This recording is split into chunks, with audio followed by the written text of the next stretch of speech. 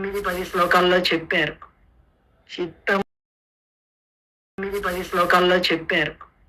చిత్తము మాలిన్యంగా ఉన్నట్లయితే జ్ఞానం పొందలేడు. ప్రయత్నం చేసినా సరే వాడు ఆత్మానందము అంటే ఆత్మానుభూతి చెందలేడు అనేటువంటిది వివరంగా తెలియజేశారు. ఇప్పుడు ప్రయత్నము చేయుచున్న యోగులు తమ యందున్నట్టి ఈ ఆత్మను చూస్తున్నారు. అది ప్రయత్నము అన్నారు కదండి, అంటే మామూలు ప్రయత్నం కాదు, తీవ్ర ప్రయత్నము. అది కాక స్టెప్ బై స్టెప్ గా భక్తి జ్ఞానము, భక్తి నుంచి జ్ఞానంలోకి ప్రవేశించినటువంటి వాడు త్వరితంగా జ్ఞాన దృష్టి అల్లబడుతుంది. దేనికంటే మనకి ఏదైనా చెట్టుకి ఆ పళ్ళు చూడండి, కాయలు చూడండి, పువ్వు లేకుండా కాయ రాదు. అంటే భక్తి అనేటువంటిది పువ్వుతో పోల్చారు.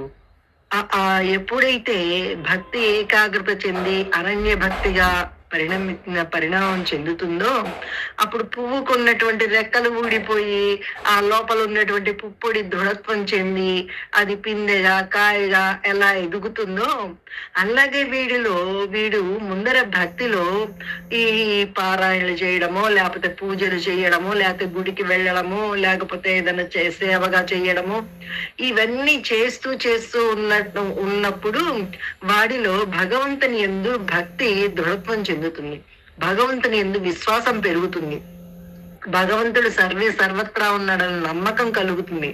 ఆ నమ్మకము వీడు గురువు దగ్గరికి చేరిన వెంటనే నువ్వు శరీరాన్ని కాదురా, నువ్వు బ్రహ్మవి, ఉన్నదంతా భగవత్ తత్వమైంది, సర్వత్రా అదే ఉంది, ప్రతి దాంట్లో అదే ఉంది అనేటువంటి ఆ దృష్టి, ఆ సత్యాన్ని ఎప్పుడైతే గురుదేవుడు ఉపదేశిస్తున్నారో దాన్ని వీడు విని ఈ భక్తిగా ఉన్నటువంటి ఆ శక్తి ఏం చేస్తుంది, జ్ఞానానుభూతి పొందింపజేస్తుంది. అందుకే ప్రయత్నం చేసేటువంటి ఏ ఒక్క దానిలో ప్రయత్నం చేయడం కాదు, ప్రతి ఒక్కటి ప్రయత్నపూర్వకంగానే చేయాలి. భగవత్ సంబంధమైనది కానీ బాహ్యంగా కనిపించేటువంటి వ్యవహారాలు కానీ అన్నీ ప్రయత్నం చేయవలసిందే. ప్రయత్నం లేకుండా వచ్చేది ఏంటండి అంటే ఆకలి, దప్పిక, చావు. ఈ మూడు మాత్రం నువ్వు ఏ ప్రయత్నం చేయకుండానే అవన్నీ వచ్చేస్తాయి. ఎందుకంటే నువ్వు ఖాళీగా కూర్చున్నా నీకు ఆకలేస్తుంది, నువ్వు ఏదన్నా పనులు చేసి అలసిపోయినా ఆకలేస్తుంది. ఆకలి దప్పులు అంతే, మరి చావు కూడా అంతే. నువ్వు చావు రావడానికి ఏ ప్రయత్నం చేయని అవసరం లేదు. క్షణం గడిచిపోతుందంటే మృత్యుకు దగ్గర అయిపోతున్నాడు. అయ్యో కాలం వృధాగా అయిపోతుంది. దీన్ని భగవంతుని యందు పెట్టుకోవడానికి, మనశ్శాంతిగా పొందడానికి, మనస్సు ఎప్పుడు ఆ మోక్ష స్థితిలో ఉండడానికి తగినటువంటి ప్రయత్నం చేయాలి కదా. ఆ ప్రయత్నం చేయాలంటే నిరంతరం భగవన్నామం స్మరించాలి. ఎప్పుడైతే ఆ నామాన్ని ఏకాగ్రతగా చేస్తున్నామో అప్పుడు ఆ మనసు నిర్మలత్వం చెందుతుంది. ఆ నిర్మలత్వం చెందింపజేసుకోవడమే ప్రయత్నం అంటే. అదే చెప్తున్నారు అన్నమాట ఇక్కడ. ప్రయత్నం చేయుచున్న యోగులు తమ యందున్నట్టి ఈ ఆత్మను చూచుచున్నారు, అనుభూతమనుచుకొనుచున్నారు. చూచుతున్నారంటే కళతో చూస్తున్నారు అనుకుంటారేమో, కాదు. కర్మచక్షువులకి అది కానరాదు. దేనికంటే కర్మచక్షువులు దేన్ని చూడగలవు? ఒక రూపం కలిగినటువంటి దాన్ని, ఒక పరిధి కలిగినటువంటి దాన్ని మాత్రమే చూడగలవు. మరి భగవంతుడు రూపనామాలకు అతీతమైంటి వాడు, నిర్వికారుడు, ఏ రకమైన వస్తువు గాని శబ్దం గాని ఏమీ లేనటువంటి స్థితి అది. అందుకని అనుభూతమర్చుకుంటున్నాడు అంటే అనుభూతి చెందుతున్నాడని చెప్పేసి పదే చెప్తున్నారు. అట్లు ప్రయత్నం చేయుచున్న వారైనను చిత్తశుద్ధి లేని అవివేకులు ఈ ఆత్మను చూడజాలరు. అది ఆ ప్రయత్నం చేస్తున్నా ఎలా ప్రయత్నం చేయాలి? నమ్మి ప్రయత్నం చేయాలి. భగవంతుడు అందరిలో ఉన్నాడు, సర్వత్రా ఉన్నాడు అంటే నమ్మకంతో చెయ్యాలి. లేదండి వాడు పలానా వాడండి, అటువంటి వాడండి, ఇటువంటి వాడండి, ఈ గుణాలనే చూస్తున్నాడు అనుకో, భగవత్ తత్వాన్ని చూస్తున్నట్టు లెక్క కాదుగా. ప్రతి మనిషిలో కూడా లోపం లేనటువంటి మనిషి అంటూ ఎవడు ఉన్నాడు. కానీ ఆ లోపాన్ని నువ్వు చూడకన్నగా బ్రహ్మణ్ణి అనేటి జ్ఞానంతో ఉన్నదంతా ఆ భగవత్ శక్తి అనేటి జ్ఞానాన్ని పెంచుకుంటూ అవి కనిపించవా, కనిపిస్తాయి, కనిపించనే వాటిని దృష్టిలోకి తీసుకోడు. రోడ్డు మీద వెళుతూ ఉంటాం, ఎన్నో కనిపిస్తుంటాయి, కానీ మన మన లక్ష్యంలో ఏముంది? ఆ లక్ష్యాన్ని ఒకటి పెట్టుకున్నాం. ఆశ్రమానికి వెళ్ళాలనో, గుడికి వెళ్ళాలనో, ఎక్కడికో వెళ్ళాలనేటువంటి ప్రయత్నం, లక్ష్యం అది పెట్టుకున్నాం కాబట్టి దాని అందే దృష్టి ఉంటది. అందుకని రోడ్డు మీద వెళ్తున్నా ఎన్ని వాహనాలు వచ్చినా, మనుషులు వచ్చినా, తెలిసిన వాళ్ళు పిలిచినా అదేమీ కూడా వీడికి గ్రహింపుకు రావన్నమాట. ఎందుకని? వాడు లక్ష్యం మీద దృష్టి పెట్టుకున్నా, అంటే నమ్మి, భగవంతుణ్ణి నమ్మి చేస్తున్నాడు. నేను అక్కడికి వెళ్ళాలని నమ్మకం పెట్టుకుని వాడు ఆ ప్రయత్నంగా ఉన్నాడు కాబట్టి వాడికి ఇంకా ఈ విషయాలనేవి గోచరం కావన్నమాట. లేకపోతే కనుక ఈ విషయాలే గుర్తుకొస్తూ వాడికి ఆ అంతఃకరణ శుద్ధి కాదు, ఈ ఆలోచనలే గుర్తుకొస్తుంటాయి పదే పదే. ఆ చిత్తశుద్ధి లేకుండా వాడు ఆ నమ్మకం లేకుండా ఎంత ప్రయత్నం చేసినా అది సఫలీకృతం కాదు. ఏమండి, ఇంకా ఎంతకాలమైనా అంతేనా అంటే వాడు చేయగా చేయగా చేయగా చేయగా ఎప్పుడూ వాడికి ఈ జన్మ కాకపోయినా ఇంకో జన్మలో అయినా సరే అలా ప్రయత్నం మానకుండా చేస్తున్నట్లయితే వాడు సఫలీకృతుడు అవుతాడు. ఎందుకంటే ఏమండి, వాడు పరమాత్మ స్వరూపుడే. కాకపోతే వాడు మర్చిపోయి చెత్త ఎక్కువ వేసేసుకున్నాడు కాబట్టి చాలా జన్మలు పట్టచ్చు. ఎవరైనా సరే ప్రయత్నం అంటూ మొదలు పెట్టిన తర్వాత వెంటనే ఫలితం రాదు, కానీ వాడి ప్రయత్నం మాత్రం ఆపకండగా ఆ ప్రయత్నాన్ని కూడా తీవ్ర ప్రయత్నంగా ఎప్పుడైతే నమ్మకంతో, భగవంతుడి మీద నమ్మకంతో, ఇక్కడ ఉన్నటువంటివన్నీ కూడా భగవత్ స్వరూపం ఏంటిది, భగవత్ సంబంధమైన వాటితోటి ఎప్పుడైతే కనెక్షన్ పెట్టుకొని ఆ దృష్టితోటే, ఆ ఏకాగ్రతతోటే వీడు చేస్తున్నాడో, ప్రయత్నం చేస్తున్నాడో, ఆ ప్రయత్నము వాడికి తొందరగా సఫలీకృతం అవుతుందన్నమాట.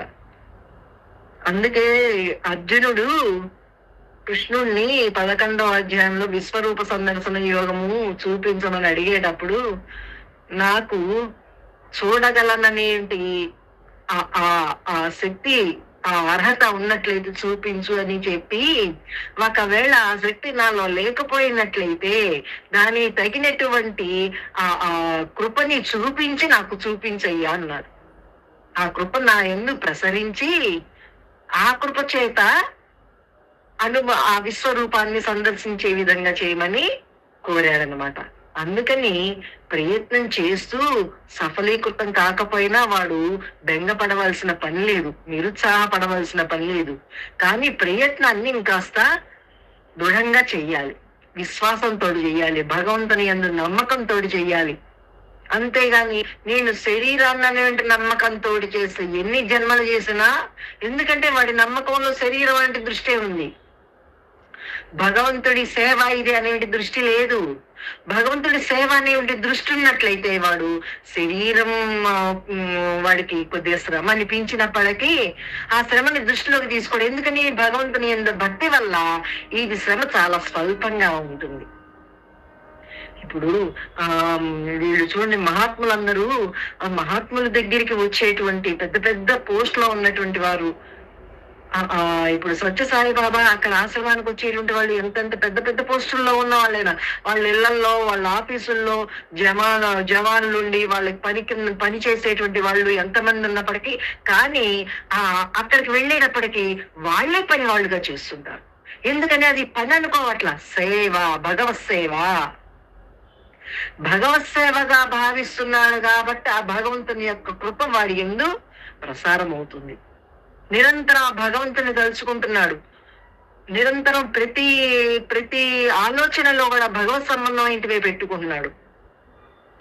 ఆ భగవత్ సంబంధమైన మాట మాట్లాడటం కానీ, పాట పాడుకోవడం కానీ, ఏ పని చేస్తున్నా భగవత్ సేవగా చేస్తున్నాడు.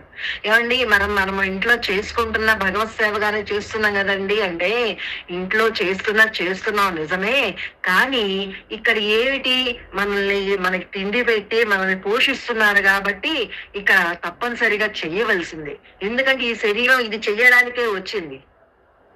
కానీ భగవత్ సేవ నువ్వు ఇప్పుడు సంకల్పించి ఆ భగవంతుని యందు దృష్టి పెట్టుకుని ఆయన యందు విశ్వాసంతో చేస్తున్నావు. అది నీ కృపకి, ఆ భగవంతుని యొక్క కృప నీ యందు ప్రసారం అవ్వడానికి అది దోహదం చేస్తుంది. ఎప్పుడైతే ఇలా చేస్తున్నాడో, ఆ ప్రయత్నం అంతా విశ్వాసంతో నమ్మకంతో చేస్తున్నాడో, దాని వల్ల వాడికి ఆ సఫలీకృతుడు అవుతాడు అని చెప్పేసి చెప్తున్నారన్నమాట. అనేకులు భగవత్ ప్రాప్తికై యత్నించుచున్నప్పటికీ అందులో కొందరు సఫలగుటకును కొందరు విఫలగుటకును కారణమేమియో ఇతడు తెలుపబడినది. చిత్తశుద్ధి కలిగి యత్నించు వారు తప్పక సాఫల్యమును పొందగలరు. అది చిత్తశుద్ధి. అది నాకు మోక్షం తప్ప ఇంకేమీ వద్దు, నా అంతఃకరణలో ఉన్నటువంటి ఆ వాసనలు సంస్కారాలు అవన్నీ కూడా నిర్మూలింపబడాలి, ఎందుకంటే వీటి వల్ల నేను నష్టపోతున్నాను, జన్మల పాలవుతున్నాను అని వాడిలో వాడు బాగా గ్రహించుకుని వాటిని దూరీకరించుకోవడానికి ఎక్కువ, అందుకే కోటాను కోట్ల జపం చెయ్యాలి, మంత్ర జపం చెయ్యాలి, మంత్రానుష్ఠానం చెయ్యాలనేది అందుకనమాట. ఎందుకంటే వీడు ఎంతెంతగా చేస్తుంటే వాడిలో అంతంతగా భగవంతుని యందు విశ్వాసం పెరుగుతుంది. భగవంతుడు అంటే ఎవరు?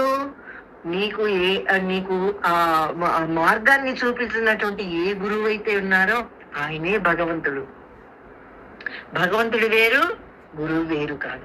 అందుకే గురువుని నమ్ముకొని ఎప్పుడైతే వీడి విశ్వాసంతో చేస్తున్నాడో వాడికి ఆ గురు కృప అనుగ్రహంగా వాడి యందు ఉంటుందన్నమాట. అనగా పరమాత్మను తమ యందు సాక్షాత్కరించుకొనగలరు. కానీ అదే ప్రయత్నము, అదే ధ్యానాదులు గావించుచున్నప్పటికీ మలిన చిత్తులు, సంస్కరింపబడని మనస్సు గలవారు పరమాత్మను సాక్షాత్కరించుకొనగలరు. అది ఈ అరిషి వర్గము లేకపోతే వాడిలో ఉన్నటువంటి ఆ మాలిన్యం తొలగించుకునేటువంటి నమ్మకం లేకుండా చేసేటువంటి వాడికి సఫలీకృతం కాదు అని చెప్పేసి చెప్తున్నారు అన్నమాట. పరమాత్మ సాక్షాత్కారం కలగదు అంటే వీడు ప్రయత్నం తీవ్రంగా ఉన్నట్లయితే గురువు మాట మీద విశ్వాసము, గురువు మీద ఉన్నటువంటి నమ్మకము ఇవే వాడిని మోక్షం కలిగే విధంగా చేస్తాయి అన్నమాట. మోక్షానుభూతిని కలిగింపజేస్తాయి.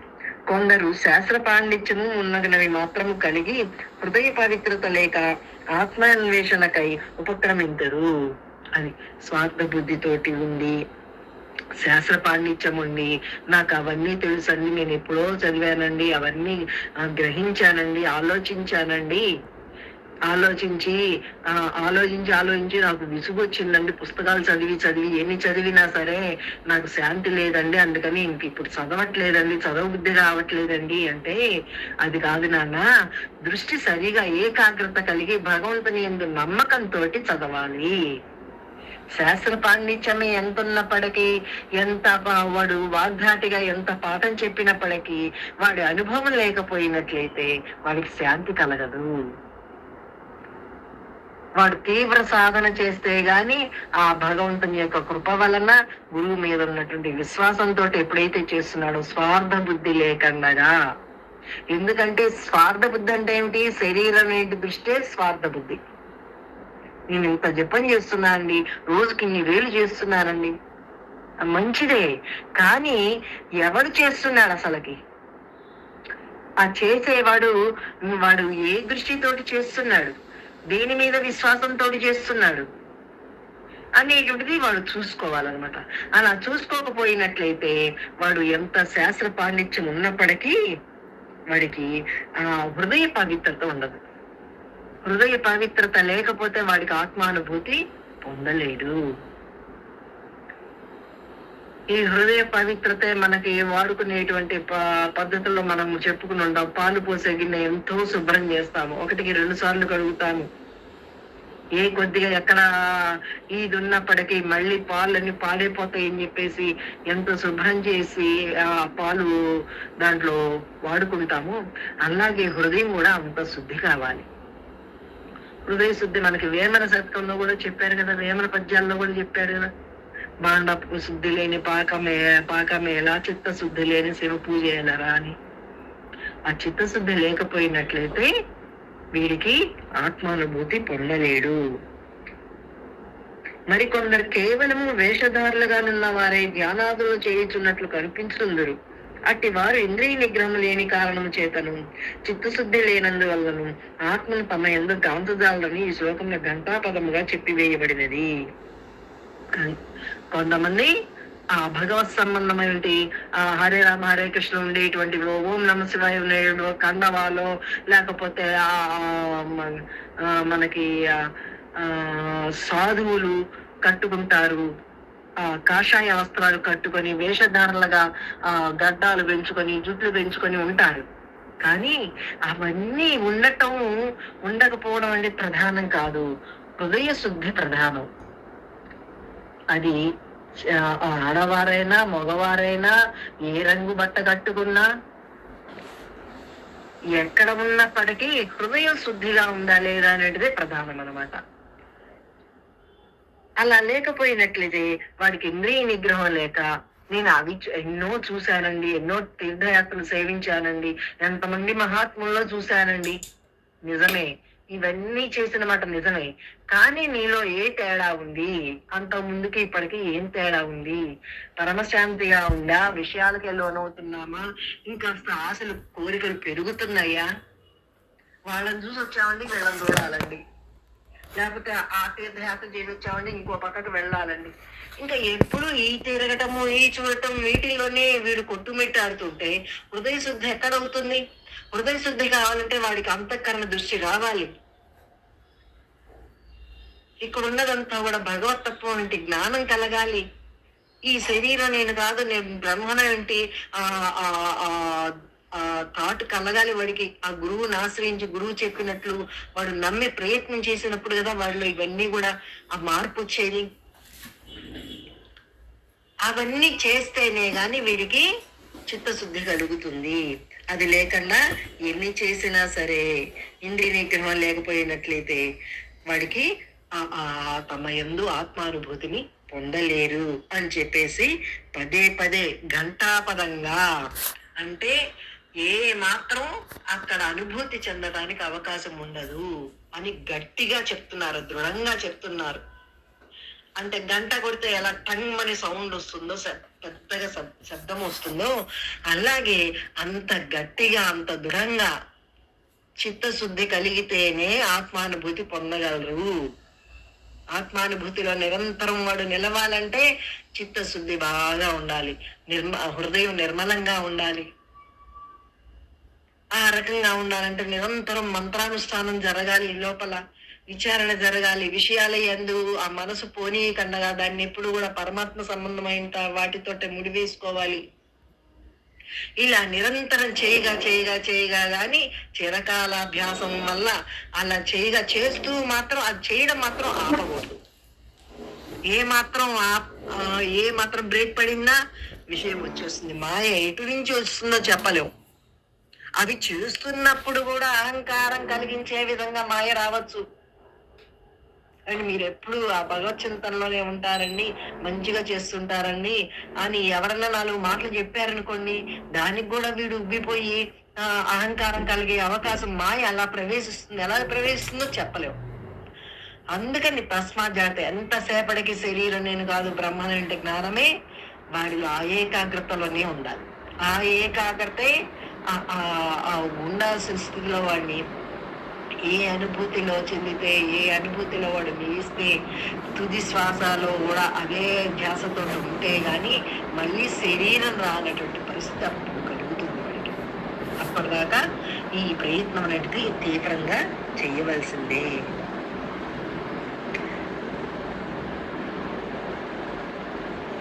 క్షేత్రమును బావుగా దున్ని కలుపు తీసి శుభ్రము చేసి ఎరువు చల్లి ఆ పిదప విత్తనము వేసినచో చక్కగా పైరవును. రైతులు చూడండి, ఈ ఎండాకాలం అయిపోయి తొలకరి చిరుగులు పడతాయి అన్నప్పుడు ఎలాగైతే భూమిని అంతా దున్నుతారో, ఈ మానవ జన్మ వచ్చింది. ఇదే మంచి అర్హత కలిగినటువంటి జన్మ. ఈ అర్హత కలిగినటువంటి జన్మలోనే వీడు మంచిగా సాధన చెయ్యాలి.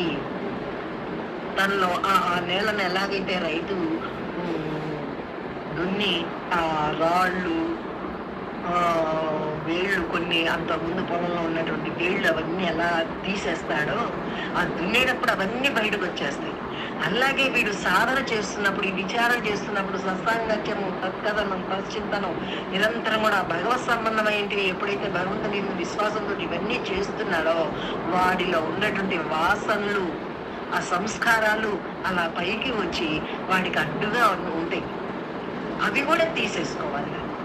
అవి కూడా ఎలా తీసేసుకోగలడు? వీడు నిరంతరం ధ్యానంలో, నిరంతరం సమాధానుభూతిలో ఉన్నట్లయితే అవన్నీ కూడా బలపడిపోతాయి. ఆ రైతు కనుక అవన్నీ తీసేసి తర్వాత చక్కగా దానికి నీరు పెట్టి ఎరువు కూడా వేసి, అంటే ఇప్పుడంటే ఈ ఎరువులు యూరియా ఇవన్నీ వచ్చినాయి, కానీ అంతకుముందు ఆ పేడ అవన్నీ వేసి చక్కగా మంచి సారవంతంగా చేసి భూమిని, అప్పుడు దాంట్లో విత్తనం వేసి అప్పుడు పంట చక్కగా ఎదుగుతుంది. అలాగే ఈ మంత్రానుష్ఠానం వల్ల గురువు చెప్పినటువంటి దాని యందు విశ్వాసంతో ఎప్పుడైతే చేస్తున్నామో అది దున్నడమే కాకుండా ఆ అంతరంగం కూడా నిర్మలమవుతూ ఉంటుంది. సారవంతమవడం అంటే అది బ్రహ్మయందు భగవతత్వమునందు విశ్వాసం పెరుగుతుందనమాట, దృఢత్వం వస్తుంది. అది సారవంతమవడం. ఎప్పుడైతే ఆ సారవంతమై దృఢత్వం వస్తుందో అప్పుడు వాడు ఆ అనుభూతి చెందుతాడు. ఆ అనుభూతి చెంది నిరంతరం కూడా ఎక్కువ టైము ఆ అనుభూతిలోనే గడుపుతూ ఉంటాడు. దీనికంతటికీ వాడి ప్రయత్నమే, వాడి సాధన మీద అదంతా ఆధారపడింది. వాడి చేతుల్లో ఉంది వాడికి. అందుకనే నిరంతరం కూడా అలా చెయ్యాలి అని చెప్పేసి చెప్తున్నారు. అట్లు కాక దున్నక కలుపు తీయక వేసినను, లేక ఊషర క్షేత్రమును వేసినను ఆ విత్తనము మొలవదు. అది ఇవేమి చేయకుండా ఆ విత్తనాలు చల్లినా మొలకలు రావు. ఎందుకంటే అది ఆ బీడు నేల చూడండి, ఆ బీడు నేలలో ఎలాగైతే ఆ గట్టి పడిపోయి అది పగిలినట్టు అయిపోయి అక్కడ మొలక వేసిన నీరు ఏ మాత్రం లేని చోట నువ్వు ఎన్ని గింజలు వేసినా మొలకలు రావో, అలాగే చిత్తశుద్ధి లేని చోట, ఆ భగవంతుని యందు విశ్వాసం లేనప్పుడు, భక్తి అనేటువంటిది లేనప్పుడు నువ్వు ఎంత సాధన చేసినా సఫలీకృతం కాదు, అనుభూతి చెందలేవు అని చెప్పేసి పదే పదే పదే పదే అంటే ఈ సాధన అనేటిది, ఈ ఏకాగ్రత అనేటిది ఎంత ప్రాముఖ్యమో అనేటి దాని గురించి చెప్తున్నారు. ఆషామాషిగా చేసేటువంటిది కాదు ఇది. ఈ ప్రయత్నం తీవ్ర ప్రయత్నంగా ఉండాలి. నిరంతరం మైండ్ ఆ ఏకాగ్రతలోనే ఉండాలి. భగవంతుని యందు విశ్వాసంతో ప్రతి ఒక్కటి కూడా ఆ భగవంతుని యందు నమ్మకంతో వీడు చెయ్యాలి. అసలుకి ఆ భగవంతుని యందు నమ్మకంతో, ఆ భగవంతుని యందు ఏకాగ్రత విశ్వాసత చేసేటప్పుడు అసలు చేస్తున్నటి దృష్టి కూడా ఉండదు. వాడు ఆ ఇంద్రియాలు, ఆ శరీరం అదేదో జరిగిపోతున్నట్టుంటుంది. వాటితోటి సంబంధం లేని వాడిని, అంటే జ్ఞానంగా వాడు ఉన్నాడు కాబట్టి అంతరంగంగా ఈ శరీరం ఏదో ఆ పనులు అవేవో చేసుకుపోతున్నట్లుగా వాడికి తెలియబడుతుంది. తను చేస్తున్నట్లు తెలియబడదు. ఆ అనుభూతి ఉండదు. ఏదో అది ఒక మర మనిషి గనక కీ ఇచ్చి వదిలేస్తే అది ఎలాగైతే పనిచేస్తూ ఉంటుందో అలాగే ఇది ఈ శరీరము, ఆ ఇంద్రియాలు అలా పనిచేస్తున్నట్టుగా వాడికి తెలియబడుతుంది. ఎందుకంటే వాడు ఎప్పుడు శరీరం కాదు, శరీరం కంటే ఎప్పుడు వేరుగానే ఉన్నాడు. ఆ భగవంతుని యందు ఉన్నటువంటి విశ్వాసము, ఆ నమ్మకము, ఆ వేరుగా ఉన్నటువంటి అనుభూతి వాడికి కలుగుతుందన్నమాట. ఒకవేళ మొలచినను పెరగదు. అది ఏదో కొద్ది గొప్ప నీరు తగిలి ఏదన్నా మొలకలు వచ్చినప్పటికీ అవి ఎదగదు. చూడండి, మనము పూల మొక్కలు కొన్ని ఇవి వేసినప్పుడు కూడా జగడబారిపోయినాయండి. అన్ని మొక్కలు ఆ నేలలోనే ఉన్నప్పటికీ ఒక్కొక్క మొక్క బాగా ఎదుగుతుంది, ఒక్కొక్కటేమో ఎదగదు. అలాగే వీడి సాధన ఆంతరంగికమైన శుద్ధతని బట్టి, ఆ చిత్తశుద్ధిని బట్టి, అంతఃకరణ శుద్ధిని బట్టి వాడిలో సాధన తీవ్రంగా ఉందా, విశ్వాసంగా ఉందా, నమ్మకంగా చేస్తున్నాడా లేదా అనేటువంటి దాన్ని బట్టి ఆ ఎదుగుదల వాడి సాధనలో ఎదగడం అనేటిది ఉంటుందన్నమాట. అంటే భగవంతుని యందు విశ్వాసం కలుగుతుంది. ఇక్కడ చూడండి, జగత్తులో ఏ ప్రేమలైనా ఇవేవి కూడా వాడిని ఉద్ధరించదాలం. ఆ ప్రేమ కూడా ఎవరన్నా ఎప్పుడు ఒకే రకంగా ఉంటుందండి. ఇప్పుడు ఇప్పుడు బాగున్నట్టుగా ఎంతో మనం ప్రేమిస్తున్నట్టుగా ఉంటుంది, కానీ మరి కాసేపటికి మారిపోతుంది. ఇక్కడ ప్రాపంచికమైనటువంటివి ఏ రూపనామాలకు సంబంధించినటువంటి ఏ బాంధవ్యమైనా అలాగే ఉంది. అది మనకొక్కళ్ళకే కాదు, అసలు ప్రపంచం అంటేనే అది. మాయ అంటేనే కల్తీ కదండి, కల్తీ కలిసినటువంటిది కదా ఇది. అందుకని అది సహజంగా ఉంది. అందుకే మనకి 18వ అధ్యాయంలో కూడా చెప్పారు, కర్మలో దోషం ఉంటుందయ్యా, కల్తీ అనమాట. ఆ దోషం అంటే కల్తీ. కల్తీ కలిస్తేనే నగ తయారైనట్లుగా ఆ కల్తీ ఉంటేనే గాని ఇక్కడ ఈ రూపనామాలు అంటే ఏర్పడవు. అందుకని ఆ కల్తీని తీసేసి వీడు ఇక్కడ పనులు వ్యవహారాల్లో వాడుకోవాలి. అలాగే ఆ రూపనామాల దృష్టి, ఆ గుణాల దృష్టి తీసేసి బ్రహ్మ అంటే జ్ఞానంగా వాడు ఎప్పుడు ఆ జ్ఞానంగానే నిలవాలి. ఆ జ్ఞానానికి సంబంధించినటువంటి ప్రయత్నము, దానికి సంబంధించినటువంటి ఆలోచన, ఆ భగవంతుని ఉన్నటువంటి నమ్మకంతో వాడు చేయాలి. భక్తి, విశ్వాసము, భక్తి. అందుకే సాయిబాబా కూడా చెప్పారు కదా, శ్రద్ధ సబూరి. శ్రద్ధతో చెయ్యాలి. ఏ పని చేసినప్పటికీ శ్రద్ధావాన్ లభతే జ్ఞానం. శ్రద్ధతో చేసినప్పుడు ఆ పని చాలా చక్కగా వాడికి కుదురుతుంది, అయిపోతుంది. శ్రద్ధ లేకుండా చేసినప్పుడు ఆ పని సఫలీకృతం కాదు. అలాగే ఈ సాధనలో కూడా శ్రద్ధ చాలా ప్రాధాన్యమైనది. అందుకని నిరంతరం కూడా ఆ భగవంతుని భక్తితోటి చెయ్యాలన్నమాట. అట్లే సాధన చతుశ్చయ సంపత్తి మున్నగు వాని ద్వారా చిత్తమును మున్ముందు శుద్ధమునొచ్చు కొనినచో అప్పరి ఆత్మ విచారణ ధ్యానాదులచే అతి సులభముగా ఆత్మ అనుభూతము కాగలదు. అది సాధన చతుశ్చయ సంపత్తి చెప్పారు. దానికి చూడండి, వివేకం ఏది జన్మల పాలు చేస్తుంది, ఏది జన్మరాహిత్యాన్ని కలిగింపజేస్తుంది, ఏది శాశ్వతము, ఏది అశాశ్వతము, ఆ వివేకము కలిగి ఆ వివేకంతో బాగా విచారణ చెయ్యాలి లోపల. ఆ దున్నటం అంటే అదే అన్నమాట. ఎప్పుడైతే బాగా విచారణ చేసి వీడు దీనివల్ల నేను నష్టపోతున్నాను, జన్మల పాలవుతున్నాను, వీటిని నమ్మకూడదు అని ఎప్పుడైతే ఆ సాధన చతుర్థ సంపత్తిలో ఉన్నటువంటి వివేకము, వైరాగ్యం, ఈ విషయాల యందు వైరాగ్యం కలిగి ఉండాలి. ఏది చూసినప్పటికీ వీడికి విసుగు, ఒక రకమైన విరక్తి కలగాలి. రోజు తిన్నదే తింటున్నావు, రోజు కట్టుకున్నవి, రోజు చేసే పనులే చేస్తున్నావు. ఇక్కడ ఏమన్నా కొత్త పనులు ఉన్నాయండి? చేసే పనుల్లో కొద్దిగా కుడియడంగా కొద్దిగా హెచ్చు తగ్గులు ఉంటే, ఈ వ్యవహారాల్లో హెచ్చు తగ్గులు ఉంటే ఉండొచ్చు, కానీ అంతేగాని చేసే పనులన్నీ రోజు ఎన్ని ఏళ్ల నుంచో ఇలా చేయడం అనేటిది బాగా అలవాటైపోయింది. ఈ జన్మలో కాదు, ఎన్ని జన్మల్లో ఇలా చేశాడు. అందుకనే ఆ పని చూసిన వెంటనే వీడికి వెళ్ళి అది సవరించాలి, సరిచెయ్యాలి అనేటువంటి ఉత్సాహం లోపల ఎందుకు వస్తుంది? విషయ దృష్టి వాటిలో ఉన్నటువంటి ఆ సంస్కారం అనేది అలాగే వాడిని ప్రేరణ చేస్తుంది అనమాట.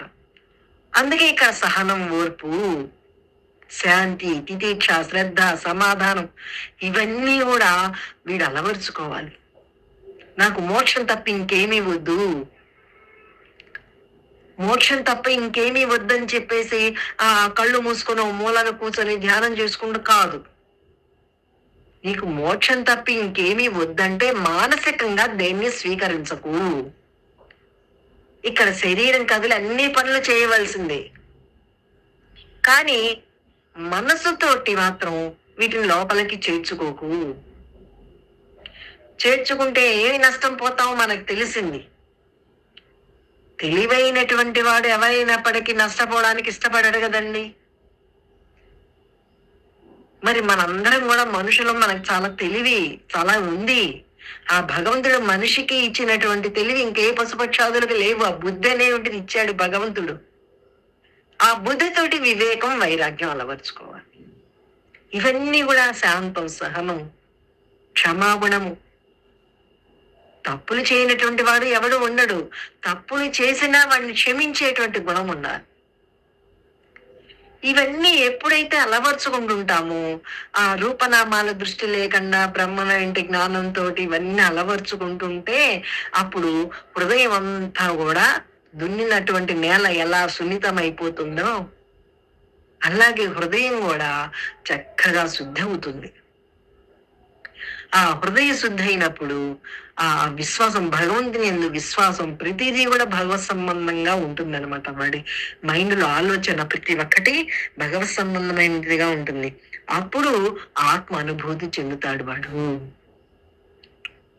ఎప్పుడు చిత్తశుద్ధి అయిందనుకోండి, ఇంకా ఉన్నదంతా అదే సత్యమైన జ్ఞానంగా వాడికి నిరంతరం అంతర్ముఖంగా అదే దృష్టిగా ఉన్నాడు. ఇక్కడ కనిపించేటి వాటి ఎందు ఏ రకమైన ఆశ లేదు. అందుకే త్యాగైనైకే అమృతత్వ మానసుకు అన్నారు. ఏం త్యాగం చెయ్యాలండి? ఇక్కడ బంగారం త్యాగం చెయ్యాలా, లేకపోతే డబ్బులు త్యాగం చెయ్యాలా అంటే, ఇవి కాదయ్యా, నీ మనసులో వచ్చేటువంటి ఆలోచనని త్యాగం చెయ్యి. మనసులో ఎప్పుడు వస్తుందండి ఆలోచన? అనుక్షణం వస్తూనే ఉంది. అనుక్షణం దాన్ని త్యాగం చేయాలి. మరి మనసు ఆ విషయ ఆలోచన లేకుండా ఉండలేదు కదండి ఖాళీగా. అంటే అందుకే భగవన్ నామాన్ని స్మరించు, ఆ మంత్రాన్ని జపించు, ఆ మంత్రానుష్ఠానం చెయ్యి, భగవంతుని యందు విశ్వాసంతో చెయ్యి. చేసేది ఎలాగో చేస్తున్నావు, ఆ విశ్వాసం కలిగి చేసినప్పుడు నీకు ఫలితము త్వరితంగా వస్తుంది. అప్పుడు ఆత్మానుభూతం అవుతుందన్నమాట. అవి లేని వారు ఎంత ప్రయత్నించినను ఆత్మను చూడజాలరు. అది ఈ సాధన చతుర్స సంపత్తిలో ఇవి అలవర్చుకోకుండా ఊరకే రామ రామ రామాను లేకపోతే ఏ మంత్రం చేసినప్పటికీ వాడికి ఆత్మ అనుభూతం కాదు అని చెప్పేసి చెప్తున్నారనమాట.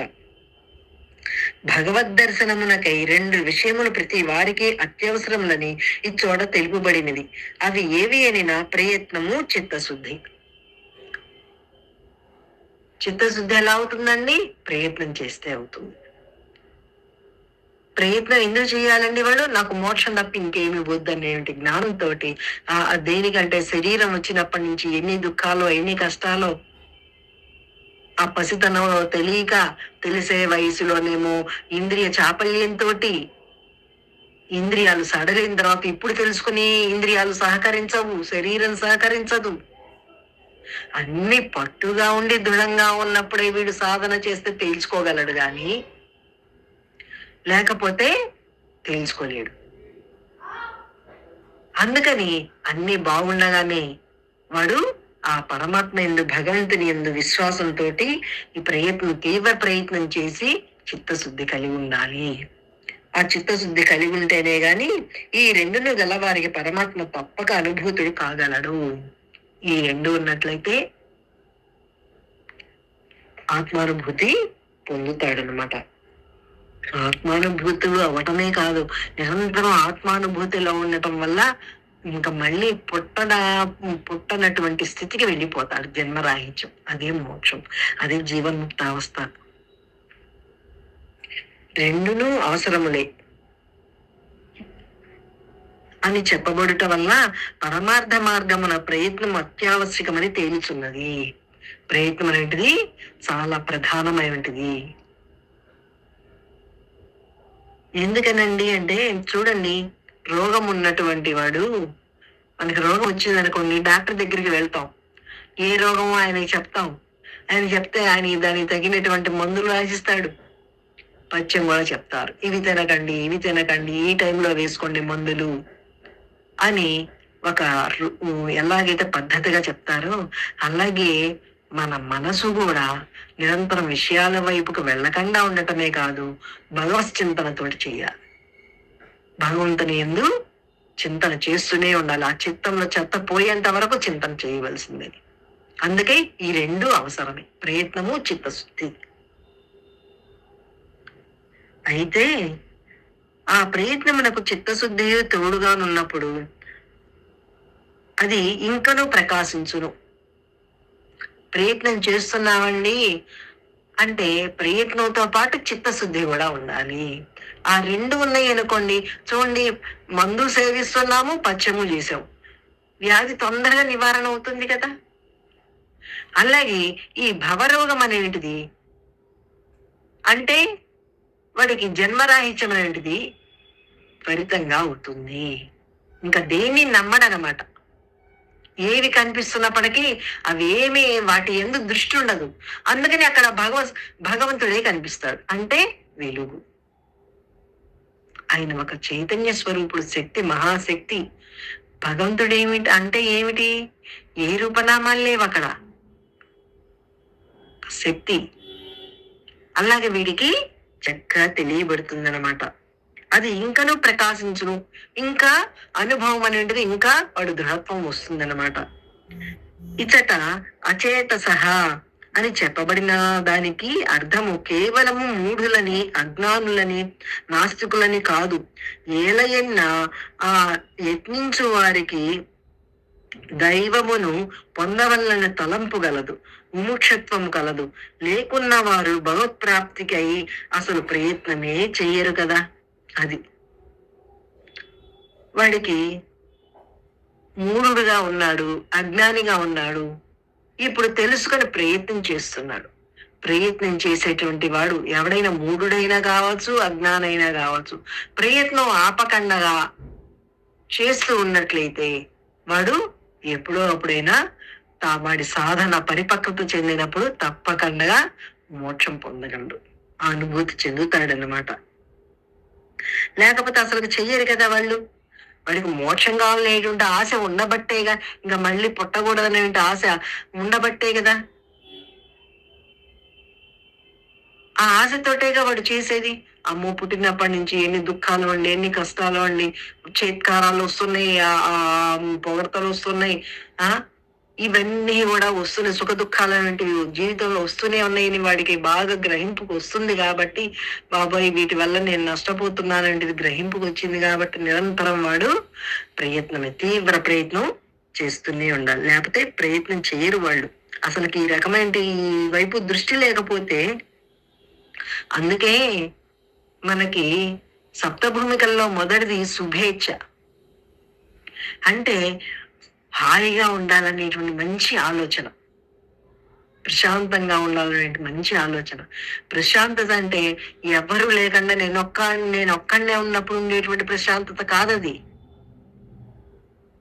అది ఎంతమంది ఉన్నా, ఎంతమందిలో ఉన్నా, ఇక్కడ ఎటువంటి వ్యవహారాలు జరుగుతున్నా ఆ ప్రశాంతతకి ఏ రకమైన మార్పు లేకుండా ఉండేటువంటిది ఉండాలి.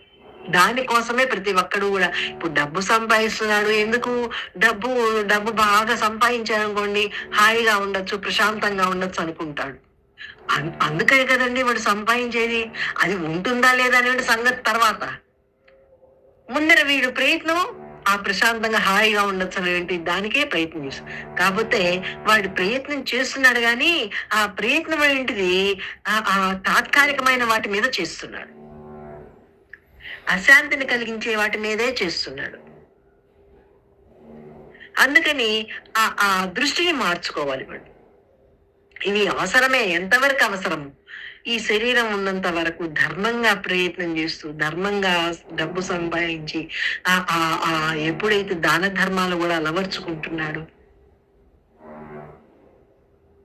వాడికి తగినట్టుగా వాడికి ఉన్నదాన్ని బట్టి ఎలాగైతే ఇవన్నీ సద్గుణాలన్నీ అలవర్చుకుంటే గాని చిత్తం శుద్ధి కాదు.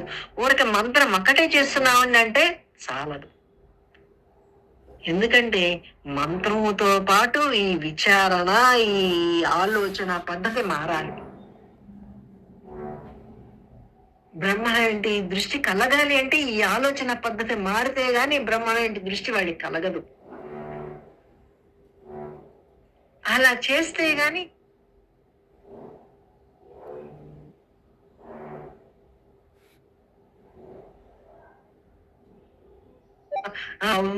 సాధనలో ముందుకు వెళ్ళి ఒక్కో మెట్టు ఎక్కుతూ వెళ్ళవలసిందే గాని ఇది ఒక్కసారిగా జరిగే చేసేటువంటిది కాదు.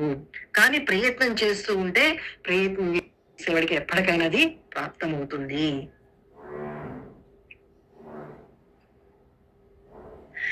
వీరు ప్రయత్నం చేయుచున్నారు కానీ వక్ర మార్గమున అపసవ్య పద్ధతిలో చేయుచున్నారు. అది మోక్షం కావాలి అనేటువంటి దృష్టి అదైతే పెట్టుకున్నారు కానీ, లక్ష్యం అది పెట్టుకున్నారు కానీ, వాడి ప్రయత్నం మాత్రం విషయాల వైపు ఉంది, రూపనామాదులమే ఎందుంది. అంటే ఇప్పుడు మనం గుడికి వెళ్ళాలనుకొని బయలుదేరామండి. ఆ గుడికి వెళ్ళాలని బయలుదేరుతూ సినిమా హాల్ వైపుకి వెళ్ళామనుకోండి, గుడి చేరగలమా? ఎప్పటికైనా ఎప్పటికీ చేరలేదు.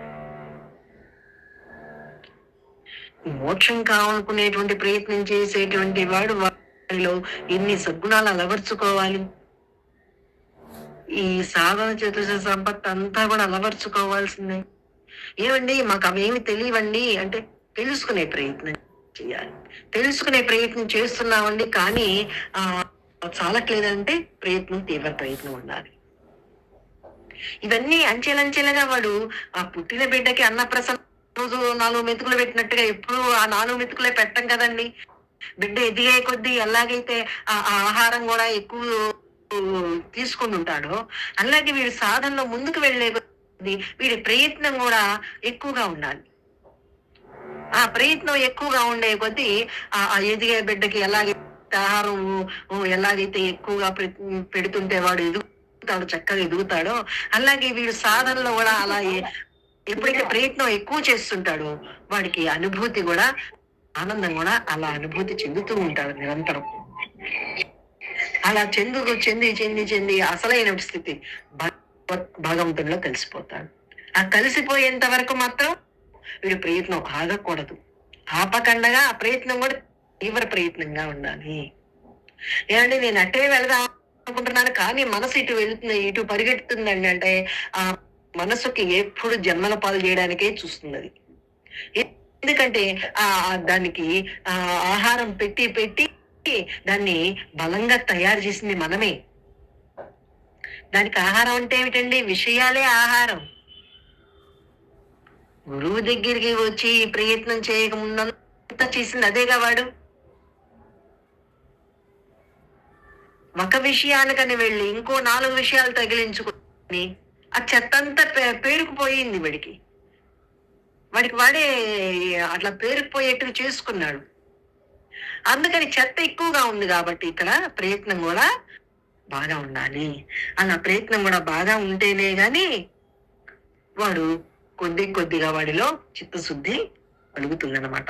ఒక్కసారిగా మొత్తం పూర్తిగా మనం తుడిచిపెట్టేసినట్టు ఒక్కసారి చేతితో అట్లా అంటే పోదు. వీటికి చిరకాలాభ్యాసం చేయాలి. అందుకే అభ్యాసము, వైరాగ్యము, వివేకము ఇవన్నీ కలిగి ఉండాలన్నమాట. ఆ యత్నించు వారికి దైవమును పొందవలన తలంపగలడు కానీ వక్ర మార్గమున అపసవ్య పద్ధతిలో చేయించున్నారు. అది ఆ అర్థం చేసుకోకుండా విపరీత అర్థం చేసుకుంటున్నాడు. సవ్యంగా అర్థం చేసుకున్నాడా చక్కగానే గ్రహించినట్టుగా ఆచరణలో పెట్టుకోగలరు.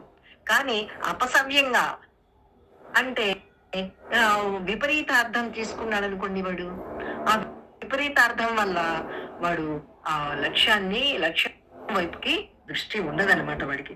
అంటే వారు ఆ అనుభవజ్ఞులకు పెద్దల సాంగత్యం చేసినచో సత్య మార్గమును కనుమని తరించగలరు. అది అట్లా అపసవ్యంగా వెళుతుంది, నా మనసు అటే పరిగెడుతుంది అని గ్రహించుకున్నటువంటి వాడు ఈ మహాత్ముల యొక్క సాంగత్యం అంటే ఈ సత్సాంగత్యం, ఈ భగవత్ సంబంధమైన వాటితో ఎప్పుడైతే నిరంతరం విడిపెట్టుకుని ఉంటాడో వాడి మైండ్ని, అప్పుడు తరించగలరు. దైవ మార్గమున ప్రయత్నం మంచిదే కానీ దానికి చిత్తశుద్ధి కూడా తోడైనచో ఇంకను రాణించును. ప్రయత్నం చేయడం మంచిదే కానీ దానికి చిత్తశుద్ధి కూడా కలగాలి. చిత్తశుద్ధి కలగాలంటే వీడి మంత్రానుష్ఠానం వల్ల మంచి ఈ శరీరంతో శరీరానికి శ్రమ అనిపించిన ఆ సహనంతో, ఓర్పుతోటి ఇక్కడ సేవాభావంగా చేయాలి. స్వార్థాలోచనలతోటి కాకుండా అవి చేస్తే నాకేం లాభం వస్తుంది అనేటువంటి బుద్ధి కాకుండా ఇదంతా ఉన్నదంతా కూడా భగవతత్వమే. ఇక్కడ ఎవరు ఇంట్లో సభ్యులుగా కనిపిస్తుంది లేదు ఇంకో చోటకి ఎక్కడికో వెళ్ళి చేస్తున్నాం అనుకోండి, అంతా భగవతత్వంగా నేను ఎప్పుడైతే సేవగా భావిస్తున్నాడో భగవత్ సేవగా. అందుకే మనకి చెప్పేది ఈశ్వరుడు పెట్టిన పని వాళ్ళవరా. ఎందుకంటే ఈశ్వరుడు పెట్టినటువంటి పనివాడు ఆ ఈశ్వర నియతి ప్రకారమే ఇక్కడ అది జరుగుతుంది. ఈ శరీరం ఇవన్నీ చేయడానికే వచ్చింది, ఇంట్లో పనులు అవన్నీ చేసుకోండి. దానితో పాటు ఈ రకమైన సేవాభావాన్ని కూడా దానికి కలపండి. ఎప్పుడైతే సేవాభావం కలుపుతున్నామో అక్కడ చేస్తున్నటువంటి దృష్టి ఉండదు, ఆ కర్మ అంటపడదు. కర్మ అంటపడకుండా నిష్కామంగా ఎప్పుడైతే చేస్తున్నామో అది చిత్తశుద్ధి కలిగింపజేస్తుంది. నిష్కామ కర్మ చిత్తశుద్ధి కలిగింపజేస్తుంది.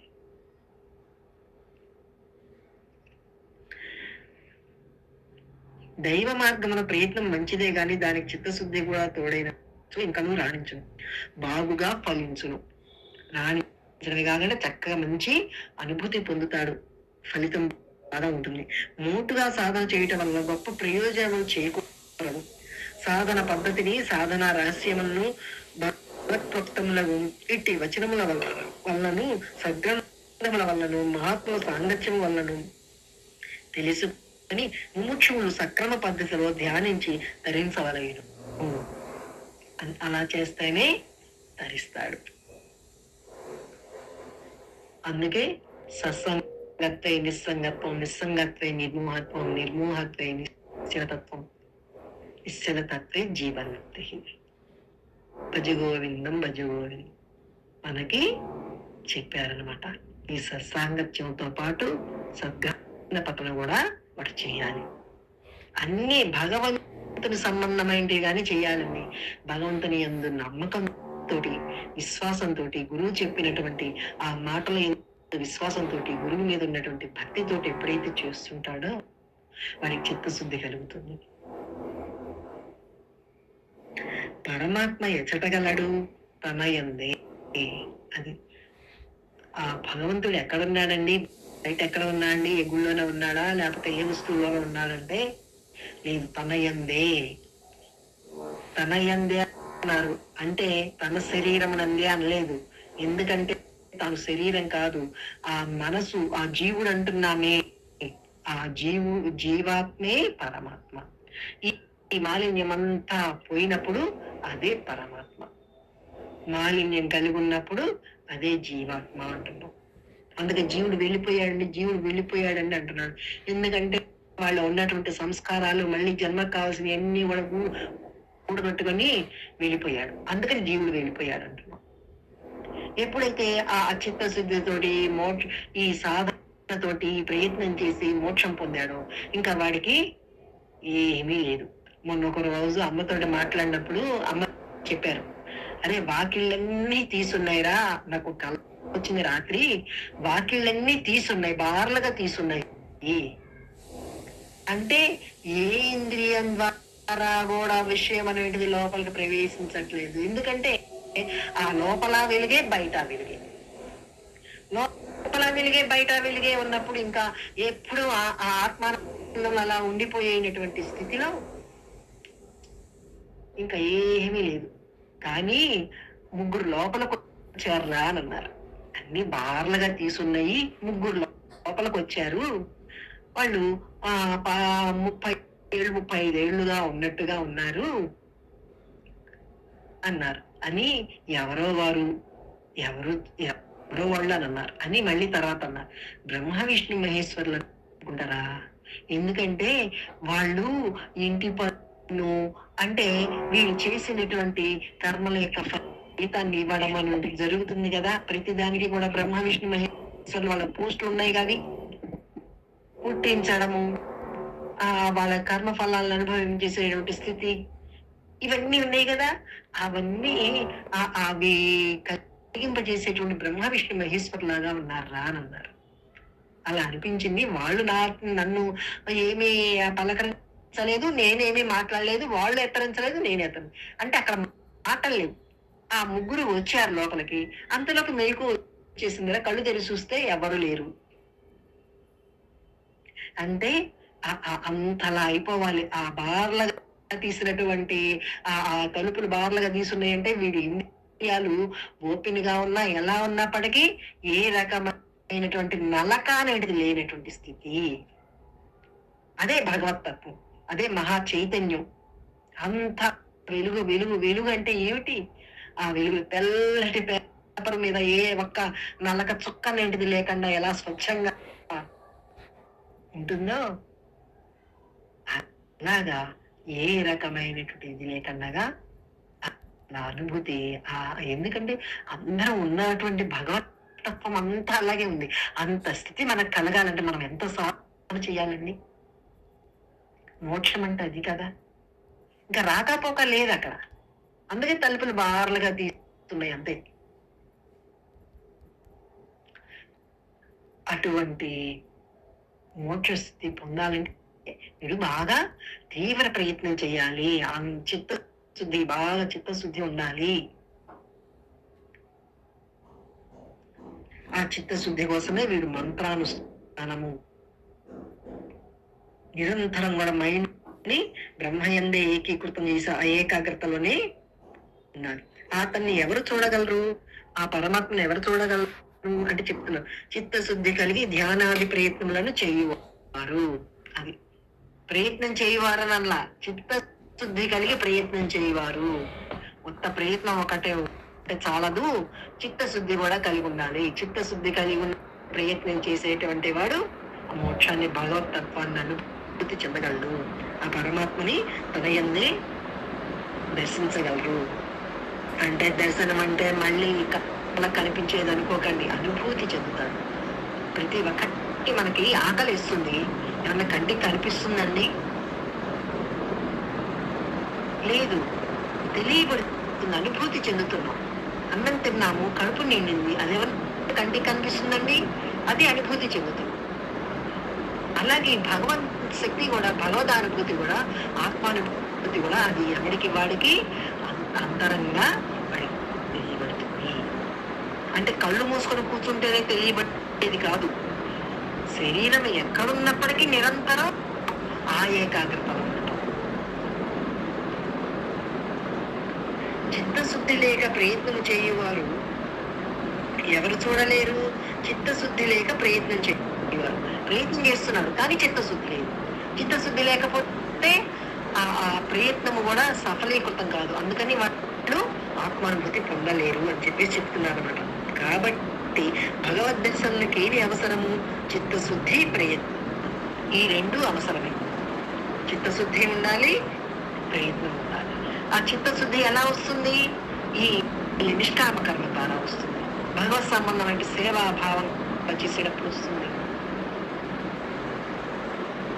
ఈ శరీరానికి కానీ మానసికంగాని వచ్చేటువంటి వాటిని సహనం, ఓపు, క్షమాగుణాలతోటి ఎప్పుడైతే అలవర్చుకుంటున్నాం, ప్రతిదాని యందు ఆ భగవతత్వాన్ని ఎప్పుడైతే దర్శించగలుగుతున్నాము, ఆ భగవతత్వం రెండోది లేదనేటి జ్ఞానం కలిగి ఉంటున్నాము, అప్పుడు చిత్తశుద్ధి కలుగుతుంది. ఆ చిత్తశుద్ధి కలిగినప్పుడు ఈ హర్షవర్గం అనేటిది పనిచేయదనమాట.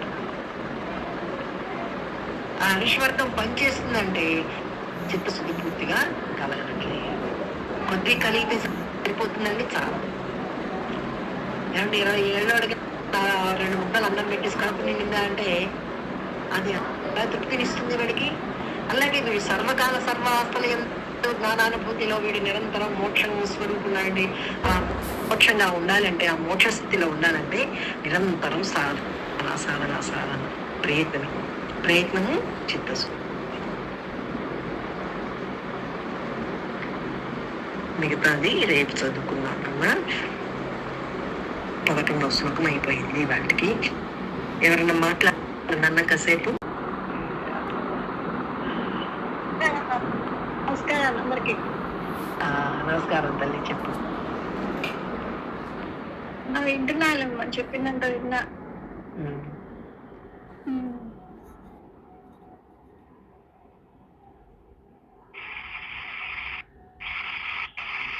శశమ్మ గారు మాట్లాడండి అమ్మా.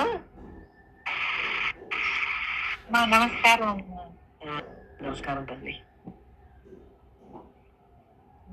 ఇక్కడ ఈ రోజు మీరు చదివిందంతా మన ముఖ్యాన్ని అన్నిటినీ అర్థపరచుకోవాలమ్మా. ప్రతి క్షణము ఊరికే అర్థం చేసుకున్నామని కాకుండా నాకంతా చదువుతున్నారు ఎలా ఉన్నా అనేది ప్రతి క్షణము చూసుకోవాలి. మనము ఏంటి అసలు మనం గురువు దగ్గరికి దేనికి వెళ్ళామా అనేది ప్రతిదీ తెలుస్తుంది కాబట్టి ఇంకా ఇంకా మనం దాంట్లోనే ఉండాలమ్మా. ఇంకా రెండోది లేదు. మనం అసలుకి ఎగ్జామ్ ఫీజు కట్టి ప్రిపేర్ అవ్వకుండా ఉంటామా? ఇంకా దానికి దగ్గరకు వస్తుంది, రోజులు అయిపోతున్నాయి మనకి. ప్రతి క్షణము ఇప్పుడు చూడు అమ్మ ఓ తలుపులన్నీ ఎలా అంటే అలా మనం కూడా అదే కదా చెయ్యాలి. అలా ఉండాలంటే ఎంత చేయాలి మనం?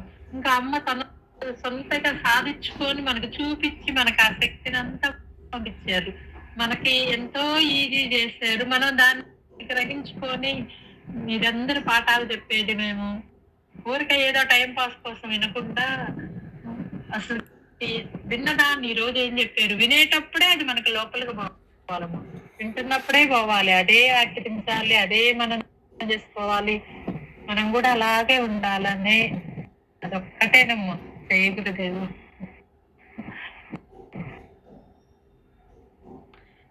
అంతే కదా, అప్పుడే కదా వాడికి ఆత్మానుభూతి చెందేది. ఎప్పుడు అప్పుడేగా. మోక్ష స్వరూపుడు అంటే జ్ఞానంగా మోక్ష స్థితి కలగాలంటే అంత సామాన్యం కాదు కదా నాన్న. ఎంతో సాధన, తీవ్ర ప్రయత్నం ఉండాలి. అది నిరంతరం కొనసాగవలసిందే. క్షణం మనం ఆ మార్గం తప్ప రెండోది లేదనే గుర్తు పెట్టుకుని అదే చేసుకుంటూ ఉండాలి. లేదు నాన్న, ఇంకో మార్గం లేదు. లేదు లేదు మనకి అసలు ఆల్రెడీ అమ్మ రుచి చూపించారు. తేలికగా చెప్పేటువంటి వారు కూడా దొరకడం అనేది లేదు లేదు. వాళ్ళు ఊరికి ఉన్నది చెప్తారు కానీ శాస్త్రాలలో అమ్మ మనకి చూపించారు. మనం మన కాలాన్ని వేస్ట్ చేసుకోకూడదు. మనం ఎప్పుడు దాంట్లోనే ఎప్పుడు ఎలా ఉంటుందో కూడా తెలియదు కదా, ఎవరికి ఎలా తెచ్చుకున్నామో కూడా. ఆ ఉన్నదాన్ని ప్రతి క్షణము దానికి అలా తయారవటానికే మనం ఉండాలమ్మ. మనకి గట్టిగా ఎలా చెప్తున్నారు, మీరు చేస్తే మీకు కూడా వస్తుంది అనే చెప్తున్నారమ్మ. ఇంకా దాన్ని మనం పట్టుకొని అలానే ఉండాలమ్మ. ఇలా అసలు దగ్గరకే రానివ్వరు. అట్లాంటిది మనకి ఎవరు ప్రయత్నం చేస్తే వాళ్ళకల్లా ప్రాప్తం ఉంటుంది. అవునమ్మా అవునమ్మా అవునమ్మా. దానికి అర్హత ఏంటంటే మానవ జన్మే మోక్షం పొందడానికి. వాడికి అభ్యాసము, వైరాగ్యము, శ్రద్ధ ఉంటే చాలు, వాడే ముందుకెళ్తాడు. వివేకం, శ్రద్ధ ఉండాలి, పట్టుదల ఉండాలి, వైరాగ్యం ఉండాలి, వివేకం ఉండాలి. ఏం బాగుపడాలి, ఈ శరీరం వచ్చినందుకు నాకు వేస్ట్ కాకూడదు అని ఎప్పటికై వాడు నిర్ణయించుకోవాలి కానీ పక్కవాడు నిర్ణయించేది కాదు. కానీ పక్కవాడికి దీనికి సంబంధం లేదు. ఇది చతుర్వేద ఫల పురుషార్థాల్లో మోక్షం అనేది భార్యాభర్తలైనా సరే ఆ ప్రమాణాల్లో చెప్తాడు. ధర్మము, అర్థము, కామము ఈ మూడు కలిసి చేయొచ్చు. కానీ మోక్షం అనేది ఎవరికై వాడు సంపాదించుకోవాలి. అది వాడి వ్యక్తిగతం. అది కానీ ఈ అర్థకామాలు కూడా ఏంటంటే ధర్మంతో ముడిపెడితే ఆ మార్గంలో నడిస్తే మోక్షం కలుగుతుందని చెప్పారు. అంటే ధర్మమే మూలం కాబట్టి అది శాస్త్రం అంతా కరెక్ట్ గా చెప్పింది. మన మనసులే బాగలేక ఇలా అయిపోతున్నాం మనం. అంటే ఏది చేసుకున్నా కూడా అది కరెక్ట్ గానే చెప్పింది. మన ఆలోచన విధానాలు సరిగా లేకుండా, మనలో సంస్కారాలు సరిగా లేకుండా ఇలా అయిపోతున్నాడు మానవుడు. అది ఆ సంస్కారాలని, ఆ వాసనలన్నీ పోగొట్టుకోవడమే సాధన.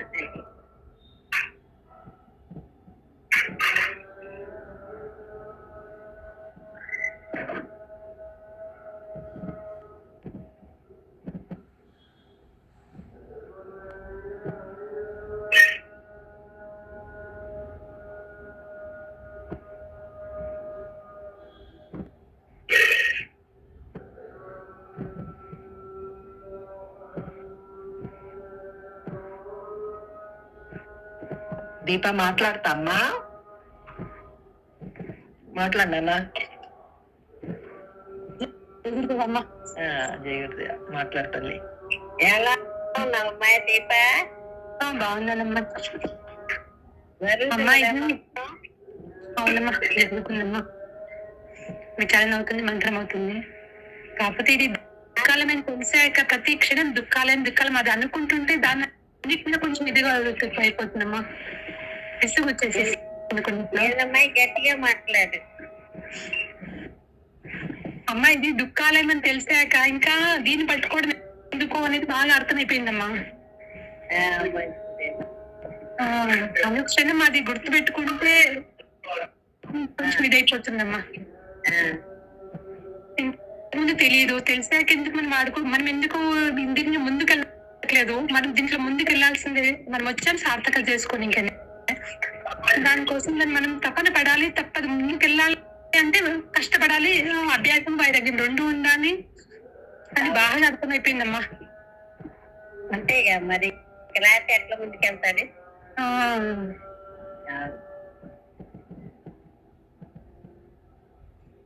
తెలియనప్పుడు తెలియలేదు, ఇప్పుడు తెలిసాక ఎందుకు మనం ముందుకు మనకు వచ్చాము, దీనికోసం వచ్చాము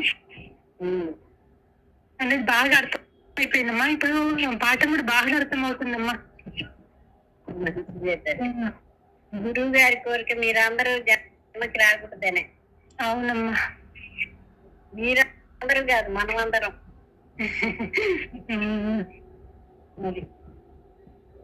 ఎవరు ఆమె దగ్గరికి వచ్చారో వాళ్ళందరికీ జన్మ లేకుండా చేయాలనే పాపం ఆమె కోరిక కూడా. అందుకనే ఆ సంవత్సరం ఆమెకి ఈ రోజు పాఠం చెప్తున్నారు.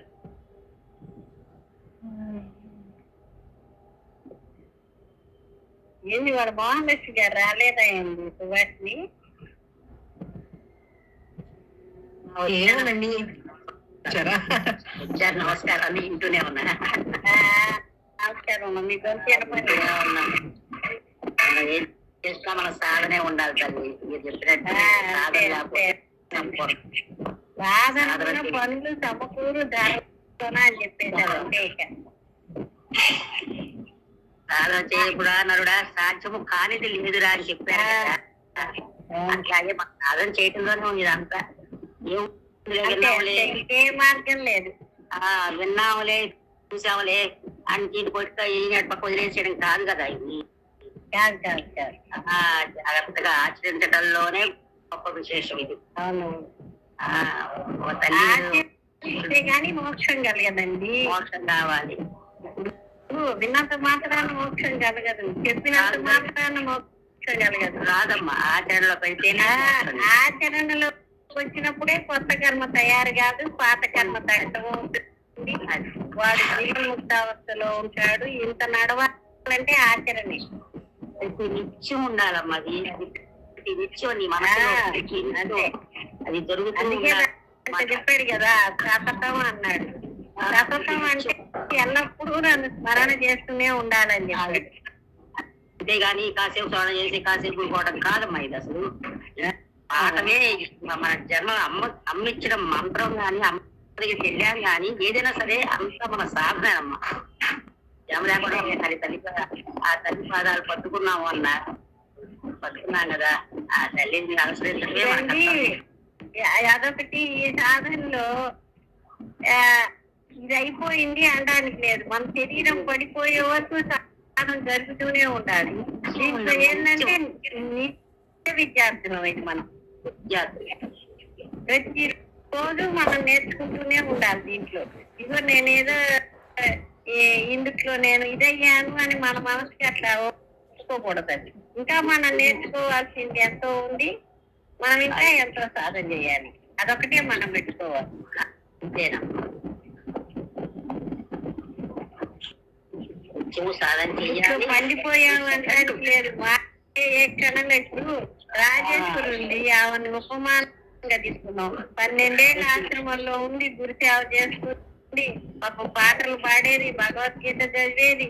అందరం ఏమనుకున్నాం, గురుగారి సన్నిధిలో ఉండి అనుకుండే వాళ్ళు అనుకుంటారు కదా ఇక జన్మ లేకుండా పోతుందని. కానీ గురువు గారు ఏం చెప్పారు, చివరిలో మాయ కాటేసింది అన్నారు. మాయ కాటేయటం అంటే మళ్ళీ జన్మకి వెళ్ళడమే. ఆ జన్మాంతర వాసనలు ఏమో గుర్తుకొచ్చినాయి చెట్టకి వాళ్ళు అన్నారు. మరి ఆ అమ్మాయి ఎప్పుడమ్మా నాకు జన్మ లేదు నాకు జన్మ లేదు అంటూనే ఉంటదమ్మా. అన్న ఆ అమ్మాయి మాట జరగలేదు కదా, జరగలేదు. గురువే చెప్తే అది జరుగుతుంది కానీ మనం ఏదన్నా అనుకుంటే అది కాదు కదా. కానీ పాప ఆయన ఎప్పుడు ఎల్లవేళ ఇదే మాట్లాడు, నాకు జన్మ లేదు నాకు జన్మ లేదు. ఆమె మనసు అట్లా నమ్మింది కానీ లోపల ఉన్న వాసనలు పూర్తిగా పోనందువల్లే గురువు గారు చెప్పారు. ఏం చెప్పారు? పూర్వజన్మ వాసనలు అడ్డం వచ్చి కూర్చున్నాయి అని చెప్పారు. రోజు నాకు ఆ అమ్మాయి ఆమె ఇదే పూర్వజన్మ వాసనలు ఆ చివరి టైంలో వచ్చి అడ్డం కూర్చున్నాయి, మాయ కాటేసింది అని చెప్పారు. ఆ మాట అంటే ఏంటి అంటే జన్మకి వెళ్ళిపోయింది ఇంకా అంతే, మళ్ళీ జన్మలు ఆయన పోలేదు.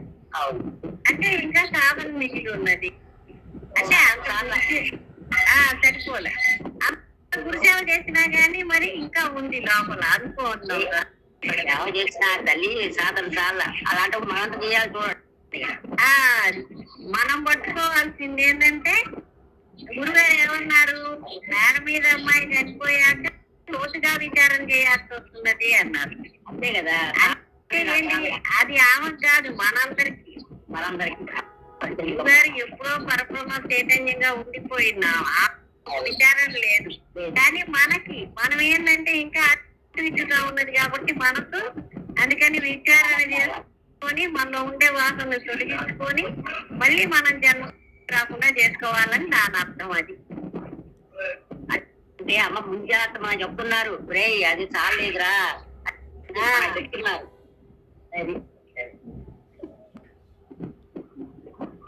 మంచిగానే ఉంది, భగవద్గీత చదివేది అన్ని బాగా చదివేది కదా. సమాధిలో ఎప్పుడన్నా శక్తి అనేది సమాధిలోకి వెళ్ళేది అయినా కానీ సరిపోలేదు.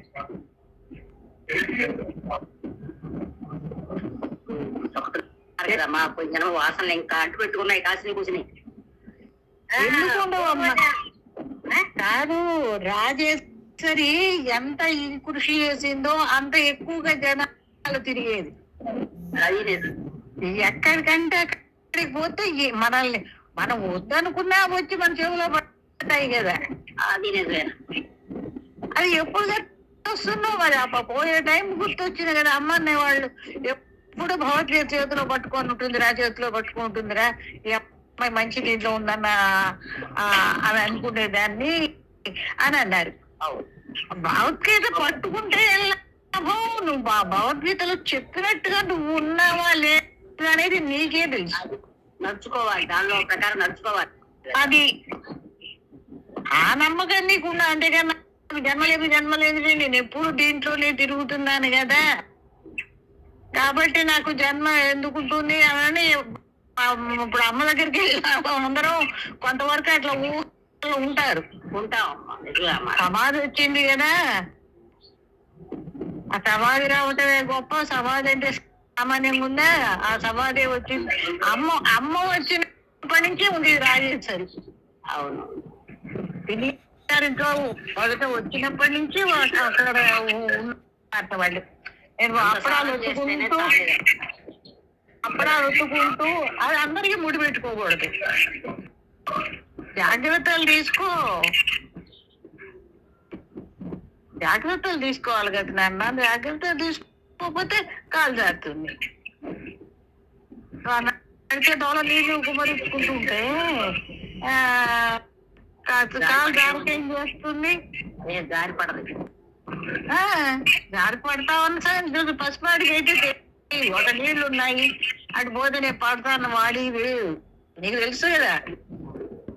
గురువు దగ్గరికి వెళ్ళి ఎన్నో ఏళ్ళ సాధన సామాన్యంగా అది అమ్మ రాత్రి 11 దాకా కూడా పాఠం చెప్పేవాళ్ళు కదా వాళ్ళకి. మరి అంత ఇంట్లో పెట్టడానికి వెళ్తున్నాం కదమ్మా. ప్రతి దేవుడి పళ్ళకు కూడా ప్రతిదానికి వెళ్తే ఇక్కడ ఎంతసేపు నిలుస్తున్నావు?